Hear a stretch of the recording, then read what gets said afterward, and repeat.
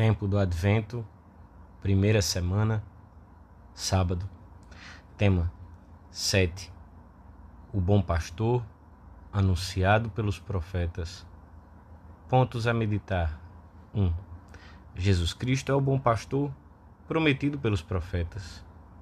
Conhece-nos a cada um pelo nosso nome. 2. O Senhor deixou bons pastores na sua igreja. 3. Encontramos o bom pastor na direção espiritual. Pelo sinal da Santíssima Cruz, livrai-nos Deus, nosso Senhor, dos nossos inimigos. Em nome do Pai, do Filho e do Espírito Santo. Amém. Meu Senhor e meu Deus, creio firmemente que estás aqui, que me vês, que me ouves. Adoro-te com profunda reverência. Peço-te perdão dos meus pecados e graça para fazer com fruto este tempo de oração. Minha Mãe Imaculada, São José, meu Pai e Senhor, meu anjo da guarda, intercedei por mim.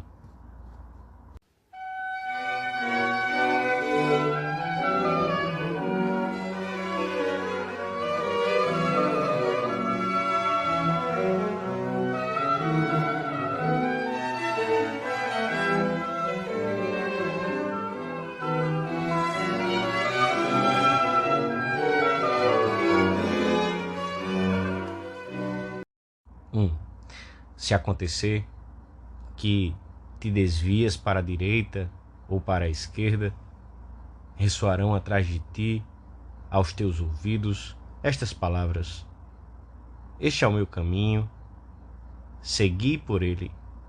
Uma das maiores graças que o Senhor nos pode conceder nesta vida é a de sabermos claramente a senda que nos conduz a ele e contarmos com uma pessoa que nos ajude a sair dos nossos desvios e erros para retornarmos ao bom caminho.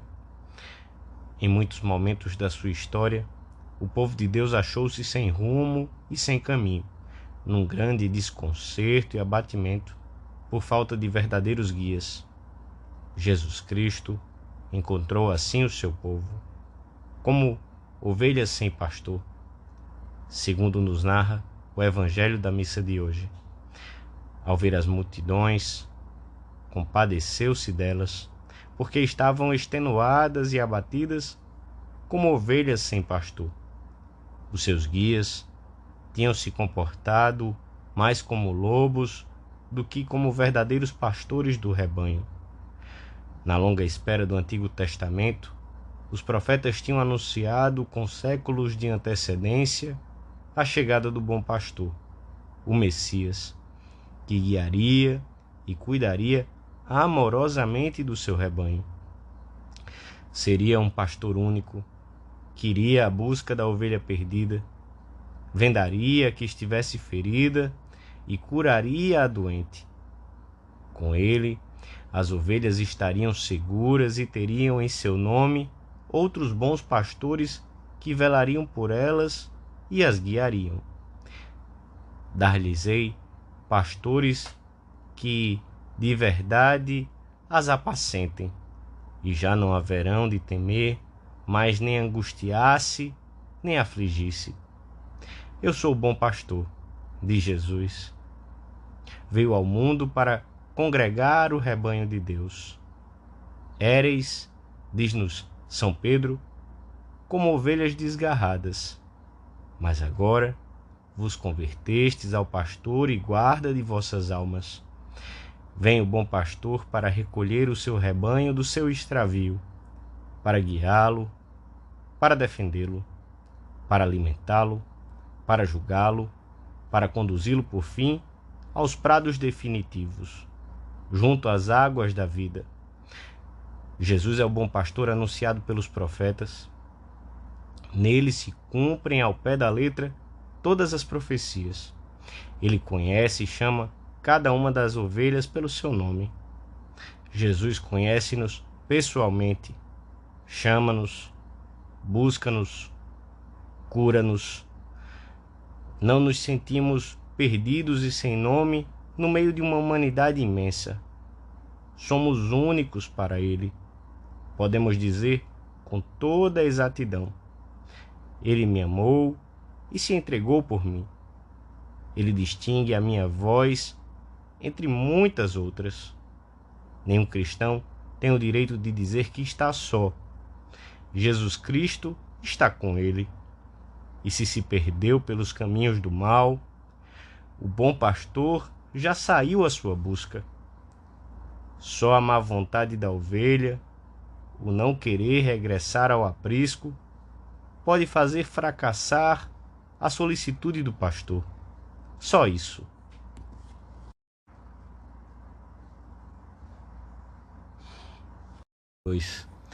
Além do título de bom pastor, Cristo aplica a si mesmo a imagem da porta, pela qual se entra no aprisco das ovelhas, que é a igreja.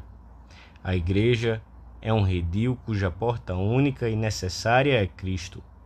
É também uma grei da qual o próprio Deus profetizou ser pastor, e cujas ovelhas, ainda que conduzidas certamente por pastores humanos, são, não obstante, guiadas e alimentadas continuamente pelo próprio Cristo, bom pastor e príncipe dos pastores, que deu a vida pelas suas ovelhas.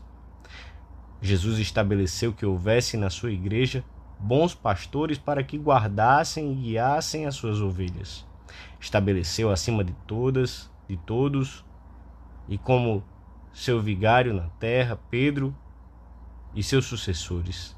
E por isso devemos nutrir uma especial veneração, amor e obediência pelo Papa e em comunhão com o Papa, pelos bispos, como sucessores dos apóstolos. Cabe-nos rezar insistentemente por eles, para que nunca faltem na igreja os bons pastores. Os sacerdotes são bons pastores, especialmente na administração do sacramento da penitência, por meio do qual nos curam de todas as nossas feridas e enfermidades. Lembrai-vos, dizia João Paulo II, de que o vosso ministério sacerdotal está orientado de maneira particular para a grande solicitude do bom pastor, que é solicitude pela salvação de todos os homens. Que os homens tenham vida e a tenham em abundância, para que nenhum se perca, mas tenham a vida eterna.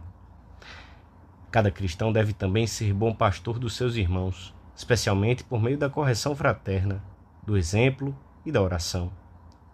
Pensemos com frequência que, de alguma forma, todos nós somos bons pastores das pessoas que Deus pôs ao nosso lado.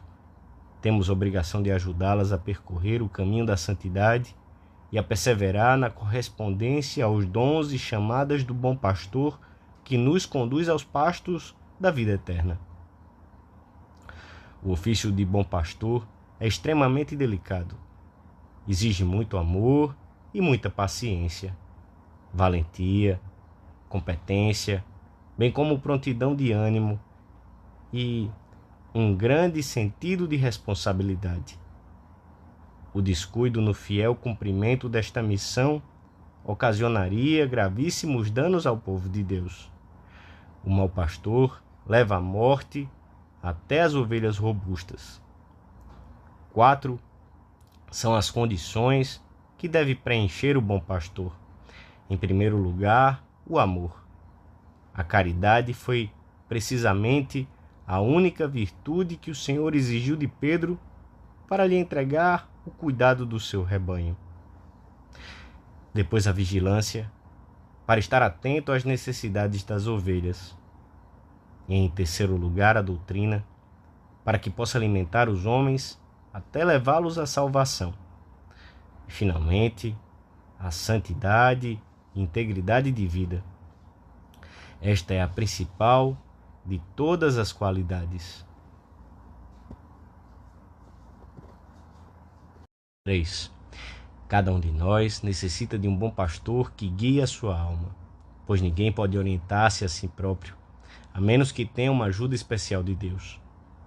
A falta de objetividade, a preguiça e a paixão com que nos vemos a nós mesmos vão obscurecendo o nosso caminho para o Senhor.